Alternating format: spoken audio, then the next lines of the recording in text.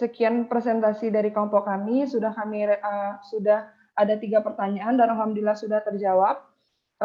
Baik, untuk mempersingkat waktu dan juga memperjelas mengenai perkembangan ilmu pengetahuan ini yang mungkin rekan-rekan sendiri juga memang masih kurang paham dengan penjelasannya, butuh penguat juga dari Ibu, dipersilakan kepada Ibu untuk menjelaskan materi kita lebih dalam lagi. Baik, oke, terima kasih moderator Saudari Afisa Putri. Oke, hari ini kita bicara, sebentar ya, saya ambil charger sebentar ya. Baik, Bu.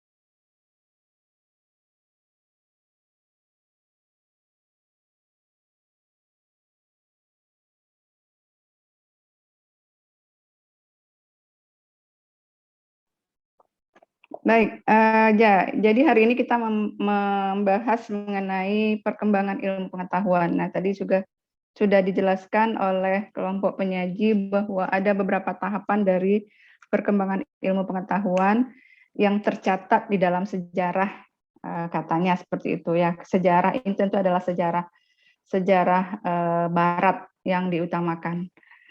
Padahal sebetulnya sejarah perkembangan ilmu di Timur pun juga banyak, namun tidak tercatat dengan baik. Misalnya di Cina sendiri seperti apa perkembangan ilmu, kemudian di India itu juga adalah ilmu-ilmu yang sudah tua, yang tua yang berkembang, namun yang banyak dibahas di dalam buku-buku filsafat ilmu adalah perkembangan ilmu di negara Barat.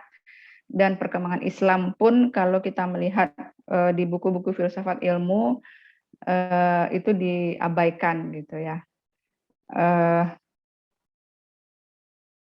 Tapi ya oke lah kita membahas perkembangan ilmu yang sudah disampaikan di banyak buku tadi, dimulai dari zaman prasejarah, yaitu zaman pra-Yunani. Nah, kemudian masuk ke perkembangan ilmu di zaman Yunani, yang kemudian perkembangan ilmu di abad pertengahan, kemudian di abad modern, dan perkembangan ilmu pada abad 20 yang dikenal dengan positivisme sampai sekarang gitu ya. Nah, tadi ada pertanyaan dari siapa dulu ya? Dari Pak Raffi mungkin dulu yang paling terkait dengan urutan-urutan perkembangan ilmu ini. Tadi dikatakan apa yang menjadi karakteristik ilmu itu bisa berkembang menjadi monodisiplin, multidisiplin, atau interdisiplin gitu. Nah, kalau kita lihat dari sejarah perkembangan ilmu tadi ya, di zaman Yunani itu ilmu itu tidak terpisah antara ilmu dengan filsafat. Nah, itu karakteristik perkembangan ilmu di zaman Yunani. Kenapa bisa demikian?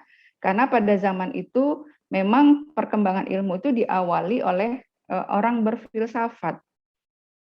Dan kita tahu juga bahwa hanya sedikit sekali pemikir-pemikir pada saat itu yang menonjol lah, yang terkenal sampai sekarang ini gitu ya. Dan banyak sekali yang harus diungkapkan, yang harus dimulai ya, karena saat itu ya bisa dikatakan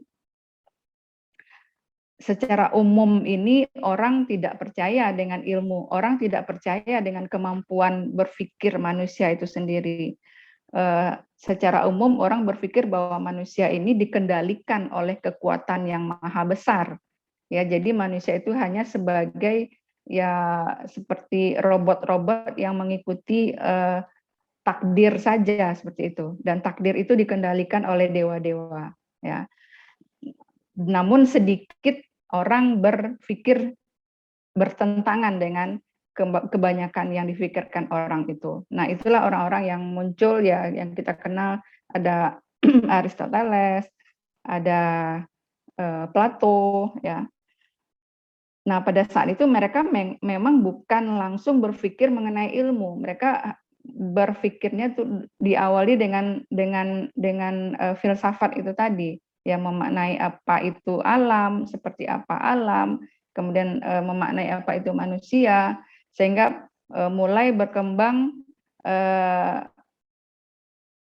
pendapat keyakinan bahwa manusia itu adalah makhluk yang mandiri, bahwa manusia itu bukan makhluk yang tergantung dengan nasib, namun sebaliknya manusia itu adalah sosok yang bisa mengendalikan alam ini. Nah, itu kan pemikiran-pemikiran filsafat. Nah, dari pemikiran-pemikiran filsafat yang sederhana itulah kemudian baru mulai juga berkembang. Manusia mulai melatih kemampuan berpikirnya untuk mengamati alam, mengamati kehidupan sosial, dan itulah tahapan-tahapan perkembangan di ilmu pengetahuan itu sendiri. Nah, jadi dari mulai bercampurnya, jadi tadi kalau ditanya apa yang menjadi karakteristik ya, jadi tidak ada karakteristik sebetulnya dari ilmu itu sendiri, tidak ada karakteristiknya. Namun dari kemampuan manusialah yang membuat ilmu itu kadang menyatu, dan dari kebutuhan itu sendiri juga yang membuat ilmu itu kadang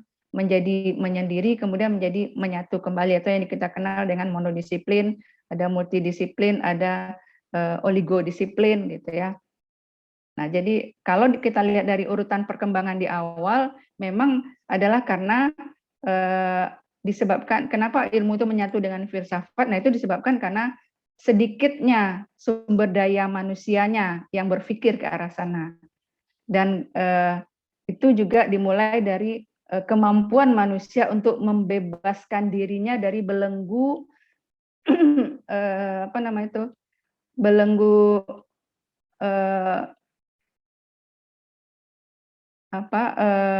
paham yang mengatakan bahwa manusia itu tidak punya kemampuan apa-apa ya. Nah, itu mulai menyadarkan. Jadi karena sedikitnya sumber daya manusia saat itu, maka yang difikirkan oleh manusia itu ya berkecamuk di dalam kepala, apa saja mulai difikirkan. Nah, karena berkecamuk di dalam kepala, tentu belum ada kotak-kotak ilmu itu sendiri. Ya, jadi apapun dipikirkan kemudian disampaikan. Nah, dari hasil menyampaikan itulah maka itu akan men-trigger manusia yang lain untuk kemudian juga mulai berpikir ke arah yang dia minati gitu ya. Nah, dari situ kemudian semakin banyak, jadi seperti efek domino ini ya. Jadi dari 1 berkembang menjadi 2, berkembang menjadi 4, berkembang menjadi 8. Nah, jadi kemudian orang mulai berpikir tergantung minatnya masing-masing. Nah, dengan semakin banyaknya orang yang berpikir dan semakin banyaknya peminatan yang muncul, maka kemudian ilmu itu menjadi semakin berkembang, dan manusia kemudian menyadari bahwa manusia ini punya kemampuan terbatas di dalam berpikir itu sendiri. Sehingga semakin menjadi monodisiplin lah ilmu-ilmu itu sendiri. Jadi ada yang berminat memikirkan IPA, kemudian dari IPA itu berminat hanya memikirkan biologinya saja, seperti itu ya. Hanya berpikir tentang makhluk hidup, stressingnya atau focusingnya adalah pada makhluk hidup saja. Ada yang berpikir pada mengamati alam-alam, alam jagat raya, sampai ke tata surya dan segala macam. Nah, kemudian ada juga yang berpikir tentang ya yang sesuatu yang tidak nampak seperti di kimia gitu ya. Nah, puncaknya dari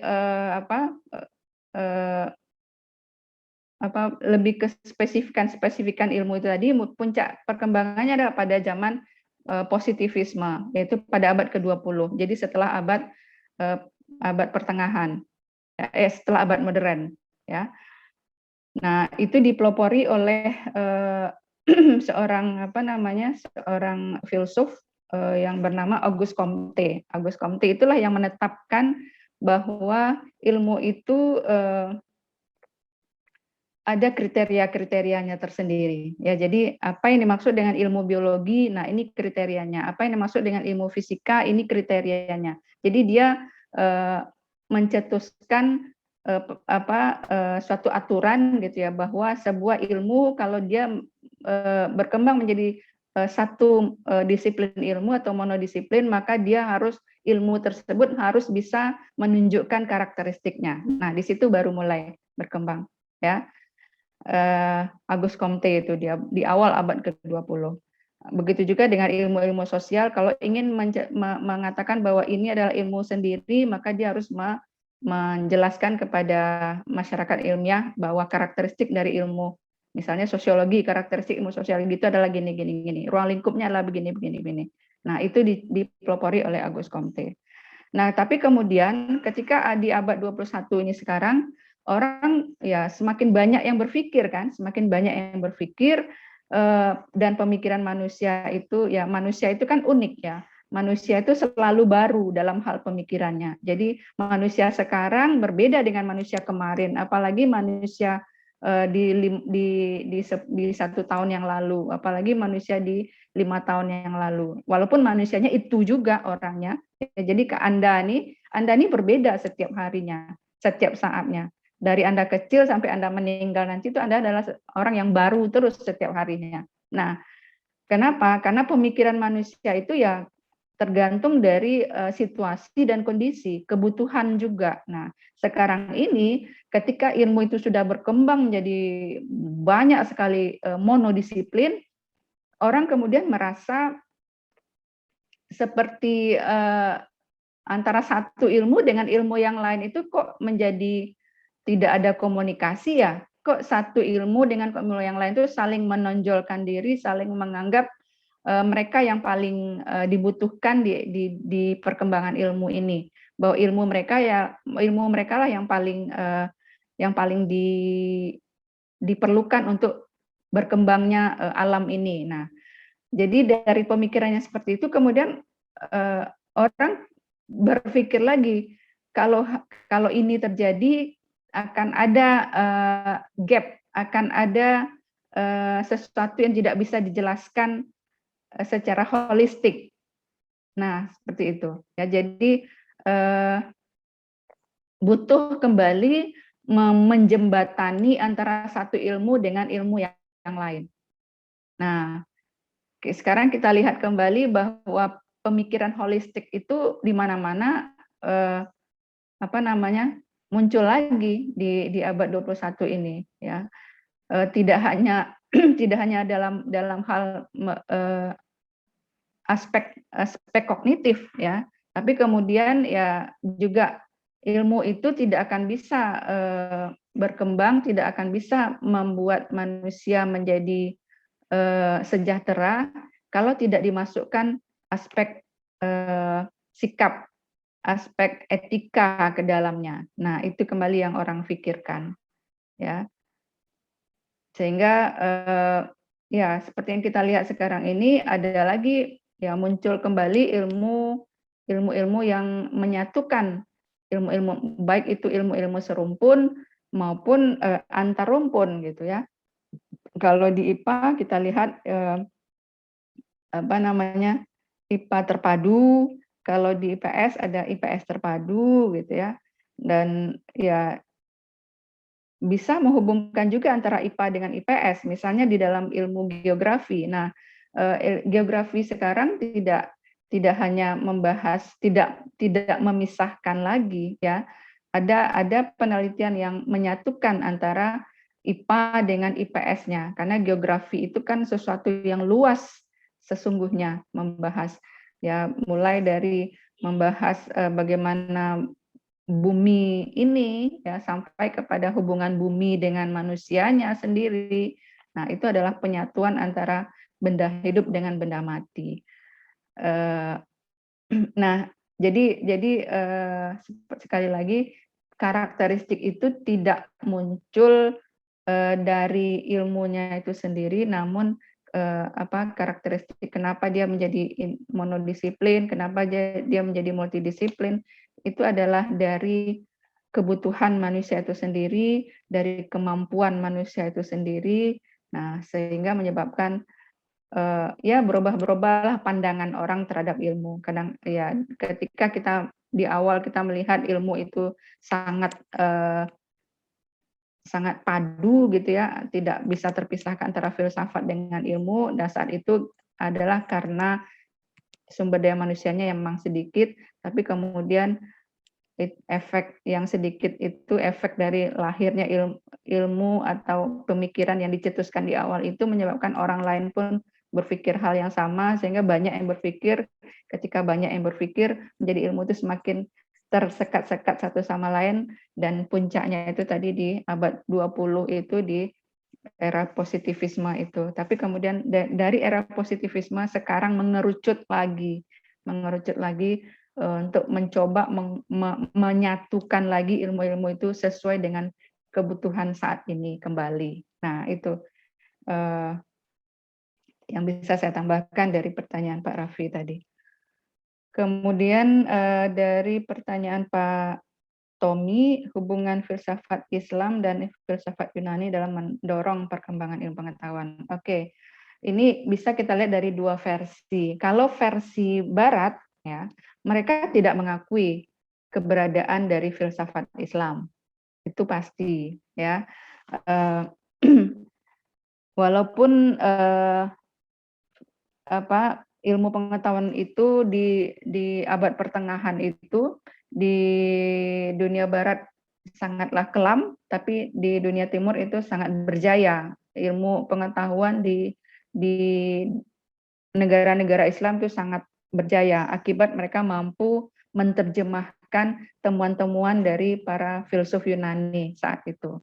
Ya, tapi kemudian perkembangan yang luar biasa itu kalau kita lihat di sejarah Barat itu mereka tidak mengakuinya. Mereka tidak mengakui, dan puncaknya itu kan pada perang salib gitu ya, mereka merampas hasil-hasil temuan yang didapatkan oleh para ilmuwan dan filsuf Islam itu, dan kemudian dibawa ke Barat. Dan ya kita maklum juga bahwa kenapa mereka bisa menghapus jejak sejarah keislaman itu, ya karena saat ini kita melihat ya memang dominasi ilmu itu memang adalah di negara-negara Barat. Perkembangan ilmu itu sekarang ini kita bisa melihat didominasi oleh negara-negara Barat gitu. Tapi dari versi Islam tentu tidak seperti itu jalan ceritanya, ya, bahwa kita tidak bisa bahwa kita sangat mengagumi, sangat meyakini, sangat mengagumi temuan-temuan yang sudah dihasilkan oleh para filsuf dan para peneliti Islam di abad pertengahan. Banyak sekali tadi yang sudah disebutkan nama-nama filsuf Islam yang sudah mempelopori perkembangan ilmu. Kalau di bidang kedokteran ada Ibnu Sina, ya di bidang sosial juga ada, gitu banyak sekali. Kalau Pak Tommy tanyakan tadi bagaimana hubungan, kalau hubungan saya enggak, apakah kita yang menghubungkan atau pengakuan dunia yang menghubungkan, ini enggak jelas ini. Ya, tapi seperti yang saya sampaikan tadi bahwa kalau pendapat Barat itu mereka tidak menghubungkan antara perkembangan filsafat Islam dengan filsafat Yunani, ya. Tapi kalau kita lihat, kalau dari versi kita memandang akibat temuan-temuan yang berjaya di abad pertengahan yang didapatkan oleh filsuf-filsuf Islam itu, maka itu men-trigger para ilmuwan di abad pertengahan di negara Barat untuk kemudian bangkit dan melahirkan zaman Renaissance, ya. Nah, jadi itu hubungannya kalau versi kita, ya. Dari Renaissance itulah kemudian start kembali ilmuwan Barat itu untuk melejit, dan sampai sekarang mereka tidak terkalahkan. Ya, tapi kita lihat kenyataannya di Islam, malah sebaliknya setelah abad pertengahan yang berjaya itu, maka ya tidak banyak lagi yang kita dengar sekarang ilmuwan-ilmuwan Islam yang berjaya, yang mengangkat apa namanya tuh ya, kejayaan itu kembali yang membangkit batang terandam itu. Dan kita banyak juga melihat sekarang itu yang buat kita sedih gitu ya. Banyak negara Islam ini yang diperangi, yang difitnah, nah yang menyebabkan mereka sibuk dengan urusan-urusan membela diri, sibuk dengan urusan menata kehidupan, dan terabaikanlah perkembangan ilmu. Padahal negara-negara Islam itu adalah negara-negara kaya dengan sumber daya alamnya ya, di Arab Saudi kaya dengan minyak, di Kuwait kaya dengan minyak, di Irak kaya dengan minyak. Nah, namun mereka sibuk dengan untuk membela diri, untuk menata kehidupan yang seharusnya itu tidak terjadi. Itu yang buat kita sedih ya. Dan juga ada fitnah, nah fitnah atau hasutan, sehingga negara-negara Islam kalau kita lihat sekarang ini tidak kompak satu sama lain, ya, malah ada yang pro-nya ke Barat gitu. Nah itu yang buat kita sedih. Termasuk di Indonesia sekarang ini sangat luar biasa yang kita rasakan ya.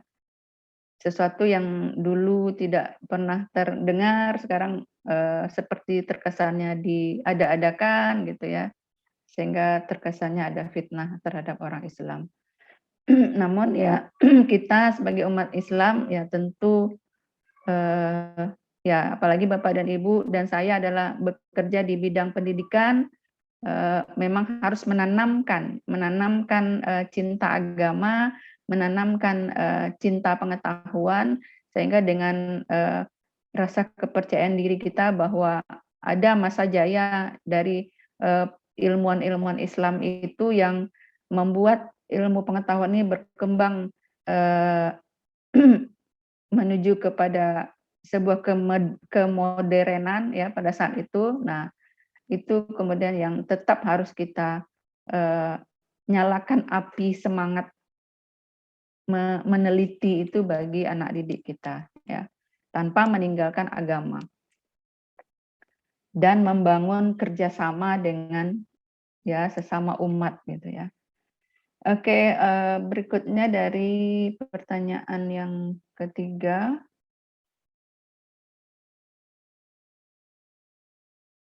Dari Bu Rani ya, bagaimana filsafat memandang dan mengontrol ilmu pengetahuan yang berkembang. Tadi disinggung juga sebagai ada kelompok-kelompok G gitu ya.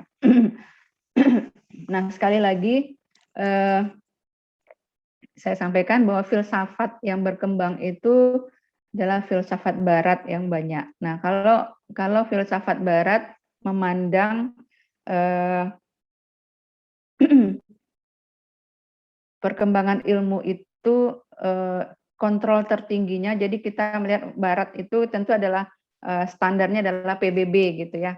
Jadi filsafat Barat itu mengontrol yang tertinggi itu adalah di PBB, human right ya, hak asasi manusia ya. Nah di hak asasi manusia itu yang ditekankan adalah selama manusia ini tidak mengganggu hak asasi manusia yang lain, maka itu dianggap adalah sebuah hal yang boleh dilakukan. Ya. Nah, contohnya yang boleh dilakukan ya seperti tadi itu, kaum gay itu bagi mereka adalah sesuatu yang tidak mengganggu kehidupan orang lain. Nah, itu susahnya kalau kita melihat, ya, karena kan itu berkaitan dengan etika ya. Nah, karena etika itu tidak sama dengan ilmu. Etika itu tidak berbicara mengenai benar dan salah, dan etika itu tidak berlaku universal ya. Kalau ilmu ya benar di satu negara itu akan benar di seluruh dunia.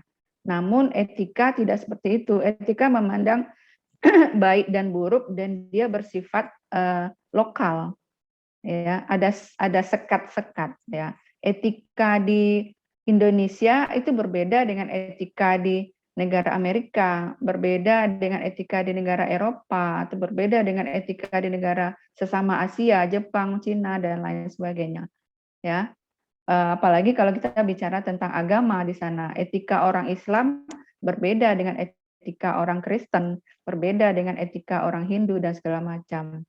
Jadi bagi mereka seperti yang disampaikan Bu Rani tadi itu tidak melanggar human right, tidak melanggar hak asasi manusia. Namun paham yang seperti itulah yang mungkin kita kontrol pada etika kita gitu, etika umat Islam, etika di negara Indonesia yang mayoritas juga adalah umat Islam. Itu yang harus kita tegakkan terus gitu ya. Jangan sampai anak didik kita, generasi muda kita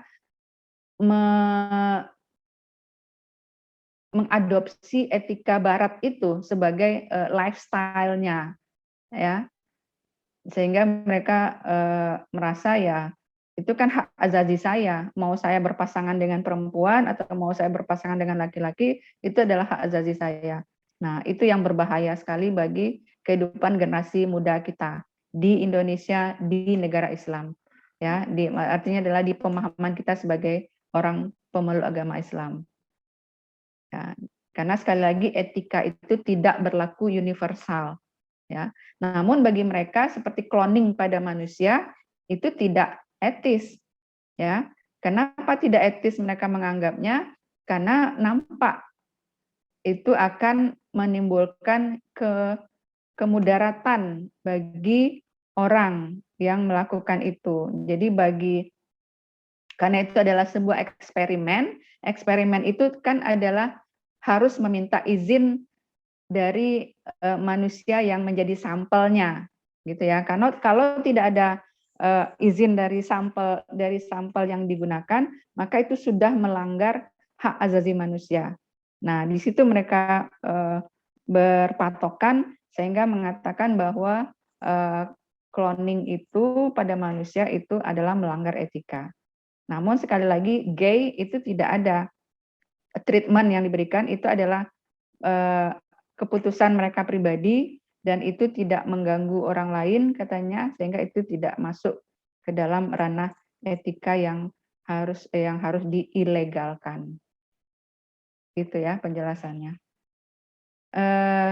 Yang bisa saya tambahkan, kalau ada yang mau dikomentari, kita masih punya waktu, silakan. Izin Bu. Ya, silakan. Terima kasih Bu. Ini Bu, kita sering mendengar bahwa sumber dari ilmu itu sebenarnya adalah Islam. Kemudian ada dalam materi yang Ibu sampaikan di e-learning,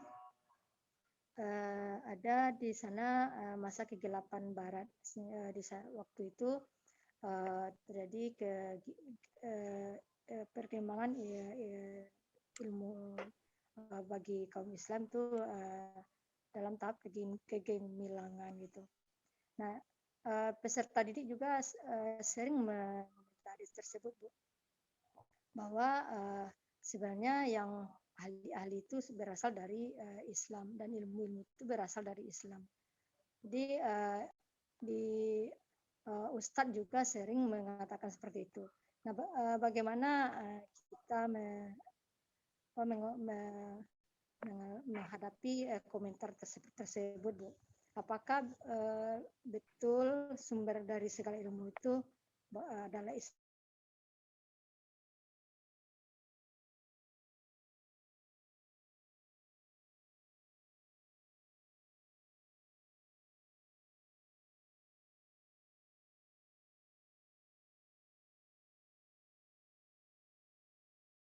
Ya, bahwa Al-Qur'an, di dalam Al-Qur'an itu Allah sudah berfirman bahwa semua apa yang ada di alam ini itu sudah dijelaskan di dalam Al-Qur'an, walaupun penjelasannya itu tidak secara detail, ya, tidak secara detail.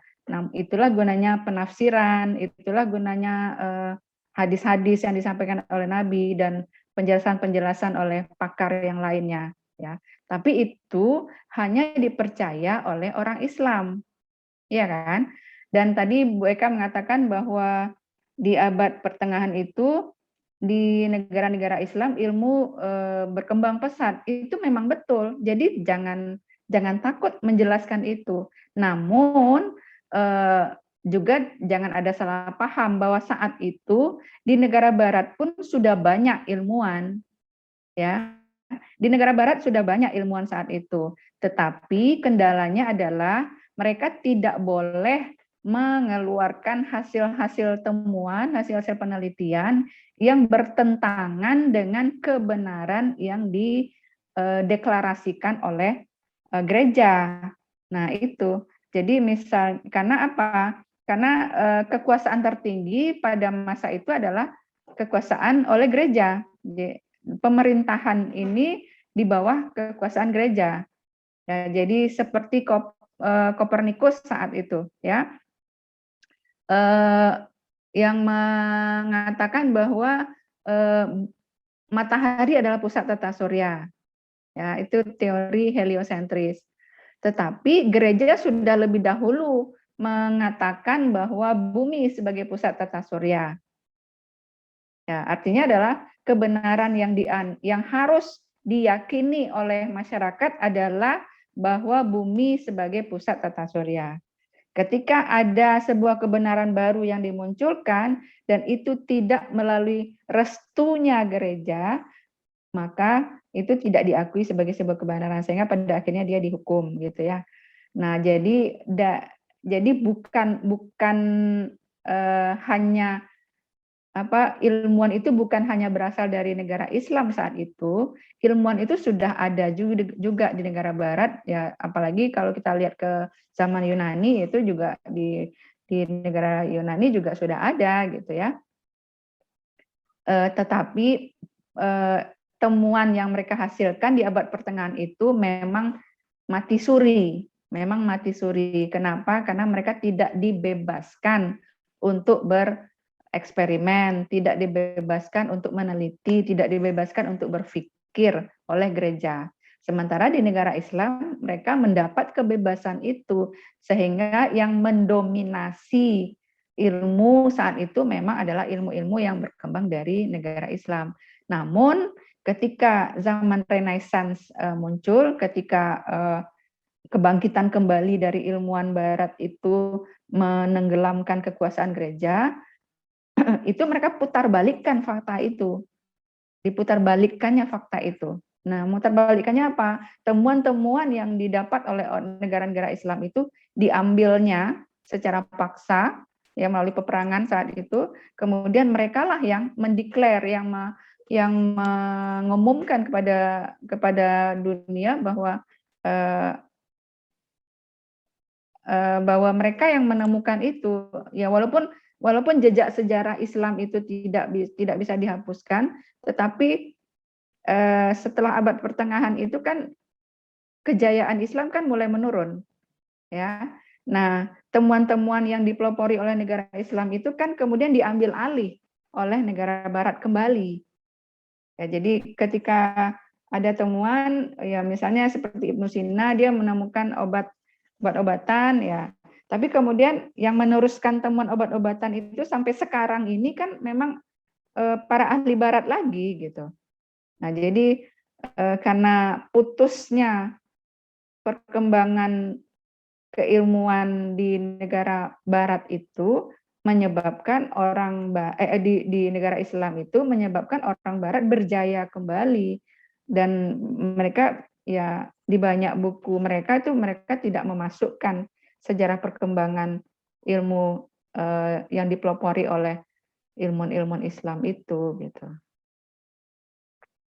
Tapi bagi kita ya jangan sampai, ya itulah gunanya kita membaca banyak gitu ya, membaca banyak dan menemukan titik permasalahannya di mana, ya, sehingga kita bisa menjelaskan kepada peserta didik kita bahwa memang orang Islam ada masa jayanya saat itu. Ada mereka yang mempelopori temuan itu, tapi kan temuan itu jayanya pada masanya. Kalau kita bawa kejayaan itu ke masa sekarang, itu tidak ada apa-apanya lagi kan gitu. Yang membawanya ke masa sekarang ini ya tetap orang Barat lagi, ya tetap orang Barat lagi. Jadi misalnya saat itu sudah ditemukan obat pembunuh penyakit menular apa oleh Ibnu Sina, misalnya seperti itu ya. Saya tidak hafal apa saja temuannya. Salah satunya operasi jantung itu yang Pak yang sangat populer sampai saat ini. Tapi kemudian operasi jantung pada masa itu misalnya tentu tidak akan relevan lagi dengan penyakit jantung yang ada masa sekarang ini, tidak akan relevan lagi dengan teknologi yang ada sekarang ini. Nah, jadi yang membawa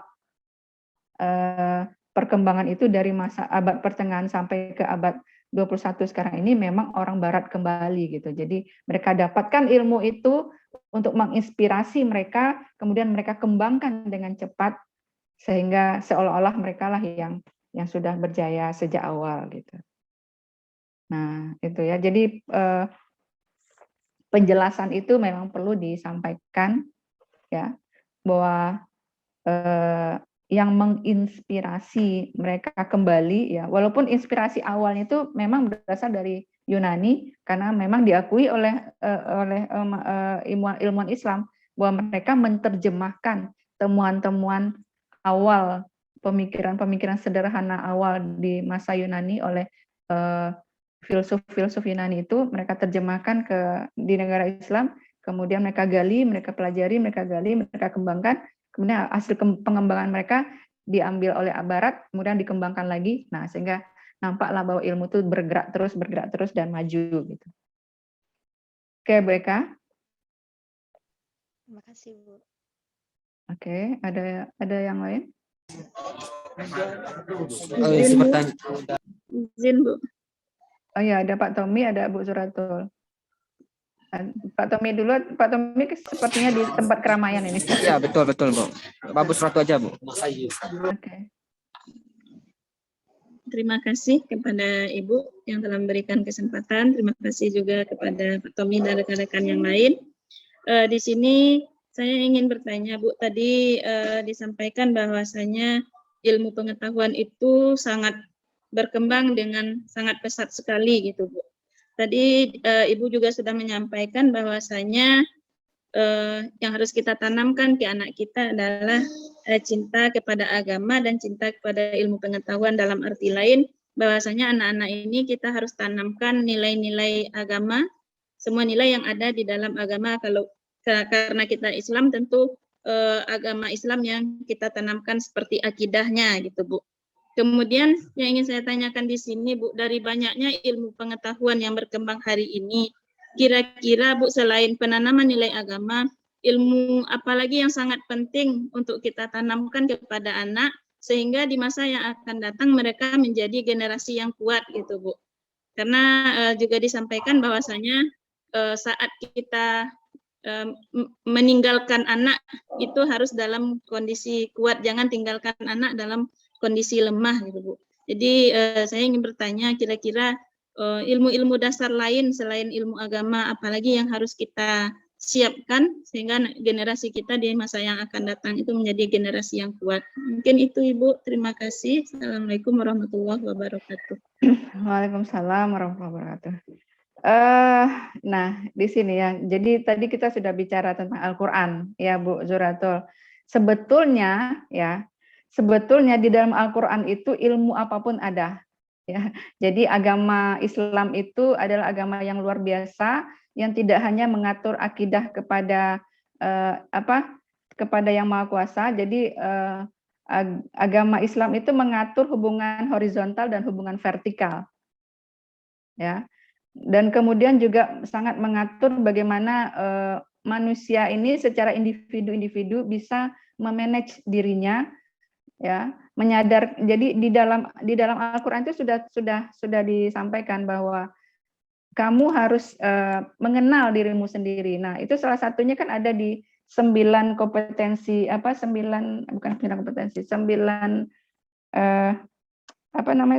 multiple inteligensi kan. Nah, di multiple inteligensi itu kan ada salah satunya adalah intrapersonal, ya. Nah, intrapersonal itu adalah kemampuan manusia untuk mengenali dirinya sendiri, kemudian memanage dirinya sendiri. Ya, mengenal dirinya sendiri itu artinya adalah dia mengetahui di mana kelemahannya, di mana keunggulannya, ya. Dengan dia tahu apa kelemahan, apa keunggulan, dia akan bisa memanage dirinya sendiri. apa yang harus saya perkuat, apa yang harus saya tinggalkan, ya, apa yang harus saya ya perkuat lagi dari hal-hal yang lemah dalam dirinya. Tapi tidak akan bisa kesembilan kemampuan itu akan bisa dioptimalkan.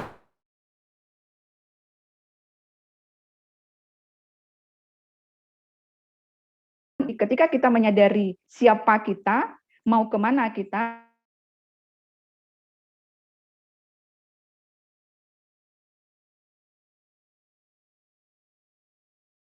apa yang harus kita perbuat selanjutnya.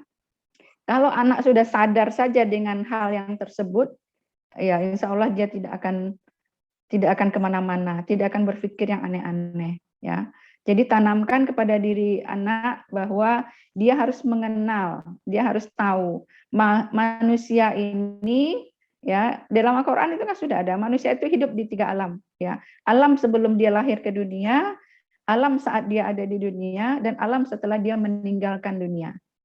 Ya, jadi kalau kita berikan perumpamaan sederhana, kita ini dikontrol oleh atasan kita. Hidup kita ini dikontrol oleh atasan kita. Ya, jadi kalau misalnya anak itu dikontrol oleh siapa yang paling dia takuti, misalnya kalau di sekolah itu dia ditakuti oleh guru, ya. Jadi dia takut, yang dia takuti adalah gurunya, ya. Jadi kalau dia berbuat yang macam-macam, yang aneh-aneh, tentu guru akan memberi penilaian yang jelek kepada dirinya. Nah, kalau anak takut akan penilaian yang jelek, tentu dia akan selalu melakukan hal yang baik, ya. Nah, begitu juga dengan manusia dalam makna yang sesungguhnya, bahwa kita ini diciptakan oleh Yang Maha Kuasa, ya, yang mengontrol kita setiap saat, dan akan ada balasan yang indah dan balasan yang buruk yang akan diberikan oleh yang mengontrol kita. Ya, kalau kita berbuat baik, ya, jadi Allah itu seperti memberikan kita sebuah tempat, ya, saya masukkan ke dalam taman bermain ini, ya, diberi fasilitas yang macam-macam, ya, saya masukkan ke dalam taman bermain ini, silahkan melakukan apa yang sudah saya garis besarkan, ya, kemudian nanti saya evaluasi kamu. Ketika kamu lulus evaluasi saya, kamu akan saya beri hadiah yang luar biasa. Tapi ketika kamu tidak lulus dari evaluasi yang saya berikan, kamu akan saya kasih ganjaran yang luar biasa juga. Nah, itu saja yang harus dipahami, diberikan pemahaman pada si anak, bahwa kita memang jadi banyak orang yang lupa diri sebetulnya, bahwa mereka menganggap maaf Bu, Assalamualaikum ya, Bu. Ya. Maaf Bu, izin keluar Zoom Bu, ini ada sholat jenazah Bu. Oke, silakan. Mengikuti Bu, seperti bahasa-bahasanya Bu. Ya, silakan Pak Tommy. Ya, Bu. Assalamualaikum Bu. Waalaikumsalam. Ya, jadi kalau manusia itu banyak lupa diri. Jadi lupa bahwa dia terlahir ke dunia ini adalah untuk selamanya, adalah untuk finishnya di sana. Nah, sehingga apapun yang mereka lakukan, mereka mendapatkan pencapaian, mereka mendapatkan kemewahan, mungkin mereka mendapatkan inteligensi yang bagus, mereka mendapatkan pekerjaan yang bagus, itu adalah hasil perbuatan mereka. Nah, itu yang mereka lupa. Banyak yang lupa, ya. Padahal sesungguhnya itu adalah selalu dikontrol oleh Yang Maha Kuasa. Kemampuan itu diberikan gitu. Ya, walaupun manusia itu disuruh berusaha, tetapi kita selalu dalam kontrolnya Yang Maha Kuasa. Kita selalu dalam penilaiannya Yang Maha Kuasa. Ya. Nah, jadi apapun yang kita lakukan, ingat bahwa kita sedang dinilai nih. Kita sedang dinilai. Jadi setiap hari itu memang harus selalu berbuat baik gitu. Ya. Dan nanti akan ada ganjarannya. Ketika nilai rapor kita bagus semua, akan ada ganjaran yang baik, yang luar biasa baik pula dari nilai rapor itu sendiri. Tapi ketika kita lengah dengan itu, kita melakukan hal-hal dengan arogansi, dengan rasa percaya diri yang mungkin menyebabkan kita lupa diri, bahwa kita lupa sedang dinilai. Dan pada akhirnya kita melakukan hal-hal yang membuat rapor kita sendiri jelek. Nah, jadi sesederhana itu sebetulnya kita memberikan pemahaman pada anak didik kita. Ya, ingat bahwa kita selalu dinilai. 24 jam setiap hari kita dinilai. Ya, jadi berbuat baik itu juga tidak susah. Ya, seperti yang dicontohkan, mengangkat duri dari jalan aja itu sudah berbuat baik. Ngasih makan anak yatim aja itu sudah berbuat baik kan gitu. Jadi banyak sekali.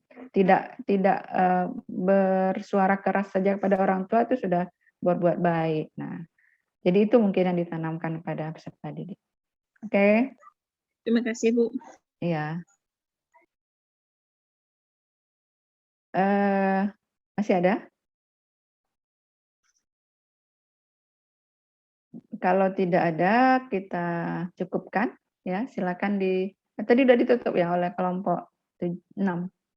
Oke, saya aja lagi yang nutup ya. Jadi mudah-mudahan apa yang kita diskusikan pada hari ini bisa bisa mendatangkan sebuah pemahaman baru, sebuah tambahan ilmu bagi Bapak dan Ibu, dan dapat mengaplikasikannya pada masyarakat yang lebih luas, anak didik, orang-orang sekitar, dan ya siapapun gitu ya. Karena ya tujuan kita pelajari filsafat ya tentu itu adalah membuka kesadaran kita bahwa kita adalah makhluk sosial, bahwa kita adalah makhluk yang selalu dikontrol oleh Yang Maha Pencipta, yang menyebabkan kita harus selalu berbuat yang terbaik, mengisi rapor dengan catatan baik setiap hari.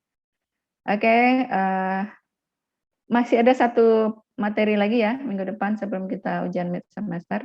Kita ketemu lagi di minggu depan. Kita akhiri dengan alhamdulillahirrahmanirrahim. Assalamualaikum warahmatullahi wabarakatuh. Waalaikumsalam warahmatullahi wabarakatuh. Terima kasih, Bu. Ya. Salam, makasih Bu. Ya, oke, Bu Liv ya. Ya, Bu.